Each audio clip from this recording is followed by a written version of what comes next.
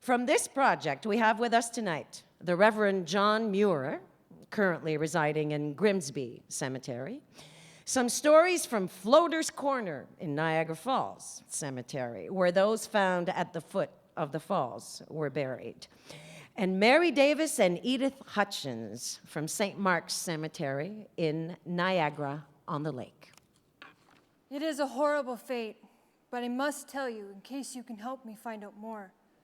My dear friend Mary Crazy lived at the Dodge Street boarding house across the river in 1910. She left one Wednesday afternoon in fine spirits, and she never returned. What happened to her remains a mystery. When they pulled her body from the river a few days later, she was missing both of her legs. My mother always tells me not to go down to the river. It is too dangerous. But I went down that day, and I was the one who found him. He came to an unfortunate end, but the order takes care of its men.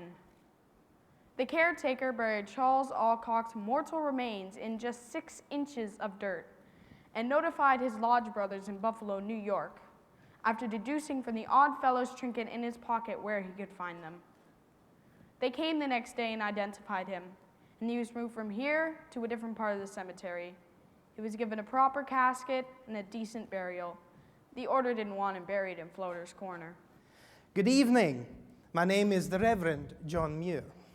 Now, I was called to be a reverend at St. John's Presbyterian Church in the 31st of July, I believe it was, 1894. Now, in my 18 or so years, I saw the introduction of individualized communion cups, communion cards, and the first talks of church unionism in 1911.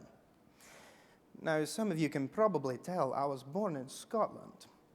I immigrated here on the 31st of March in 1894 as well, and that was via New York City, and I came on the Phoenicia great boat from Glasgow.